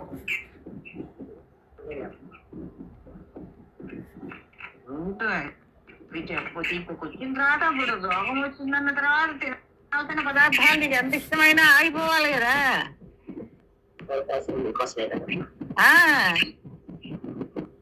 ఏమో వాడు చెప్పాడుగా, పచ్చని చెప్పాడు, ఎలా ఉండాలని చెప్పాడు. సర్వదా ఎప్పుడు ఉండాలి నీ బుర్రలో నేను బ్రహ్మను అని. నువ్వు నిద్రలో మెలకు వచ్చినా కూడా నీకు అదే గుర్తు రావాలి. చెప్తారుగా అర్ధరాత్రి ఇప్పుడు లేపినాకుండా ఎవరు అంటే నేను బ్రహ్మణ చెప్పాలట. చెప్పలేండి కాదు, నిన్ను ఎవడు అడగడు, నీకు గుర్తు రావాలి. అది రావాలి. నీకు గుర్తు వస్తుందా లేదా అది ఎవడు అడగడు. ఎవడికి పట్టింది అడగడమ్మా, కానీ అట్లా చెప్తారు, మాటలు అట్లా చెప్తారు. నీకు నీకు అంత ఇదిగా ఉండాలి, జాగ్రత్తగా. తస్మా జాగ్రత్త జాగ్రత్త. ఏ నిమిషం పోతుందో తెలియదు కదా పాపం. హాస్పిటల్కి వెళ్దామని వెళ్ళిన పిల్ల ఆ హాస్పిటల్ లోపలికి కూడా వెళ్ళకుండా వెళ్ళిపోయినాయి. ఎవరికి చెప్పగలం? మాట చెప్తుంటే మనం అర్థమైందని కూడా అర్థం కాకపోవడానికి అక్కడ వెళ్ళి అట్లా ఉన్నావా లేదా. పాఠం అర్థం కాకపోవటానికి ఏముంది అక్కడ చెప్పేది?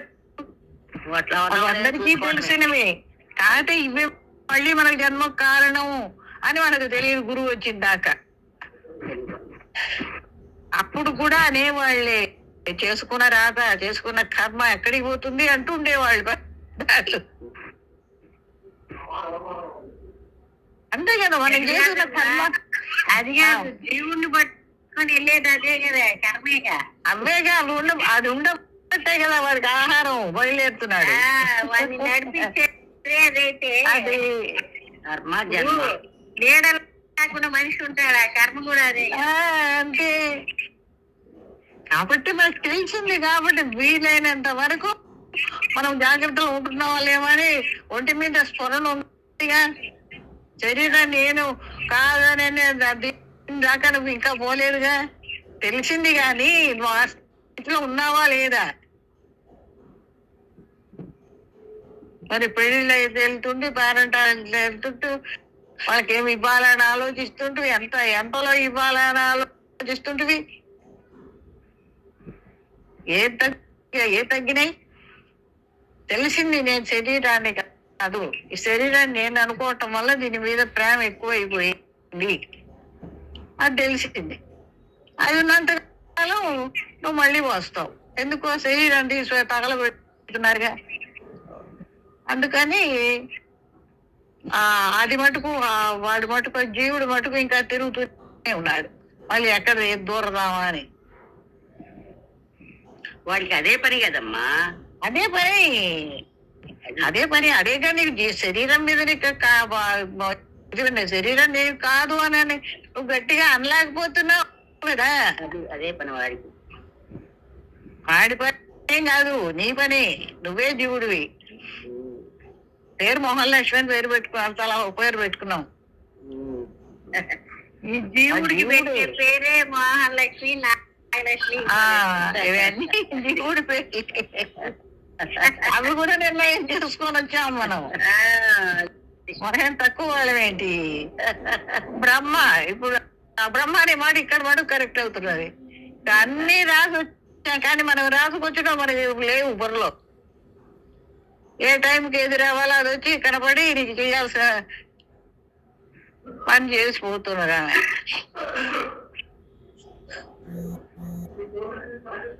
ఎవ్వరికి ఏమి తెలియంది లేదండి. కాదు ఇప్పుడు గురువు వచ్చిందాకా తెలియదు. అందరికీ తెలుసు పాపం చేస్తే మనకి నష్టమైన వస్తాయి, రోగాలు వస్తాయి, డబ్బులు పోగొట్టుకుంటాం,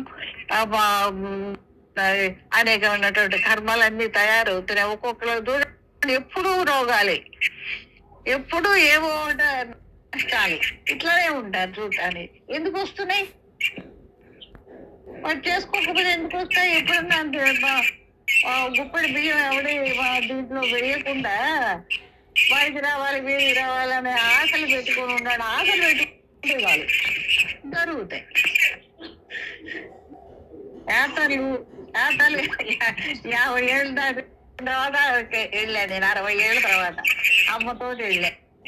నేను అదే అనుకుంటా, అమ్మతో వెళ్దామని ఎప్పుడైనా అసలు గురువు దగ్గరికి వెళ్దామనే లేదు. గురువు అనుకోకుండా 50 ఏళ్ళకి రావడం ఏంటి?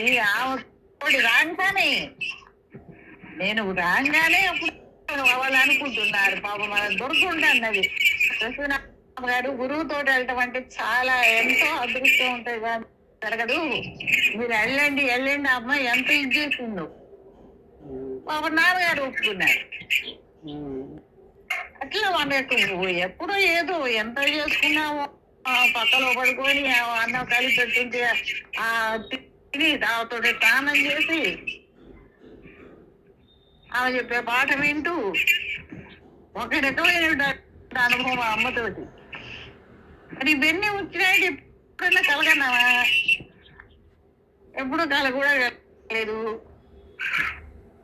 అందరూ వెళ్ళారు అంతకు ముందు అమ్మ వాళ్ళతోటి. వెళ్ళి అందరు తన్నుకొని ఉన్నారు. అందరు తన్నుకున్నారు. అందరూ ఇది చిట్పిని గారు, విని గారు, కమలమ్మ గారు, వీళ్ళందరూ దుర్గా, వీళ్ళందరూ వెళ్ళారు. వెళ్ళి నేను వెళ్ళామని అనుకుంటున్నప్పుడు వాళ్ళు జరిగినవన్నీ చెప్పారు నాకు. అమ్మతో వెళ్ళినప్పుడు వచ్చిన వాళ్ళు ఎవరు? పద్మ, ఎవరు ఆ పద్మ అమ్మాయి హైదరాబాద్ పద్మ, కౌసల్య, పద్మ వాళ్ళ ఆయన, అంతా వాళ్ళు వచ్చారనమాట. వస్తే ఒక్క మాట ఒక్కటి అందలేదని కానీ ఒకటి అందిందని కానీ ఇది మాకు రాలేదని కానీ వాళ్ళు ఒక్క మాట అంటే చక్కగా ప్రశాంతంగా యాత్ర చేసి వచ్చాం అనమాట. ఉన్నది ఎక్కడ మీరు? అంటే నేను చెబుతున్నా. అప్పుడు అమ్మున్నారు, నాన్నగారు కూడా ఉన్నారు. ఇప్పుడు మేము వెళ్ళినప్పుడు అమ్మ నాన్నగారు ఇద్దరు వచ్చారు. నాన్నగారు ఉంటే జరుగుతాయి అలాంటివన్నీ జరిగినాయి. వాళ్ళకి అట్లా జరిగినాయి. నా ఒప్పుకోరు కదా వీళ్ళు బజార్లు ఎమ్మడి వెళ్ళి షాపింగ్ వెంటనే అంటే ఆయన ఒప్పుకుంటాడా? కాకపోతే నేను వెళ్ళినప్పుడు ఏమన్నారంటే అమ్మ మీరు ఏమైనా కొనుక్కోవాలనుకుంటే వెళ్ళి బజార్కి వెళ్ళి కొనుక్కుంటున్నది అందరికీ చెప్పారు. అప్పుడు వెళ్ళి ఏవో కొనుక్కుంటున్నామే, కొనుక్కోకుండా ఏం రాలా. కానీ ఎటువంటి ప్రశాంతంగా వెళ్ళొచ్చాం. వాళ్ళు చెప్తే వెళ్ళటం వేరు, అది నోట్లో నోరు పెట్టకూడదు. మా అవతల వాళ్ళకి మనం పెద్దరికం ఇచ్చాము. ఇచ్చినప్పుడు వాళ్ళ చెప్పినట్టుగానే వెళ్ళాలి. మన స్వతంత్రంగా వెళ్ళాము అప్పుడు మన ఇష్టం. వాళ్ళ ఆధీనంలో ఉన్నప్పుడు అక్కడే ఉండాలి. ఆయనతో వెళ్ళడం వల్ల ఎన్నో తెలుసుకున్నాం.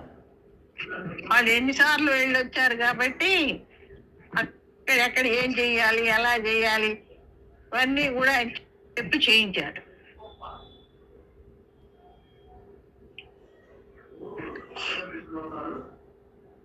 సరేనమ్మా. సరే అమ్మా, వండుకుందాం.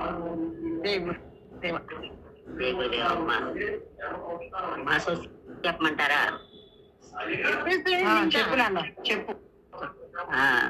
లోకాన్ సమస్తా సుఖినో భవంతు, లోకాన్ సమస్తా సుఖినో భవంతు, లోకాన్ సమస్తా సుఖినో భవంతు.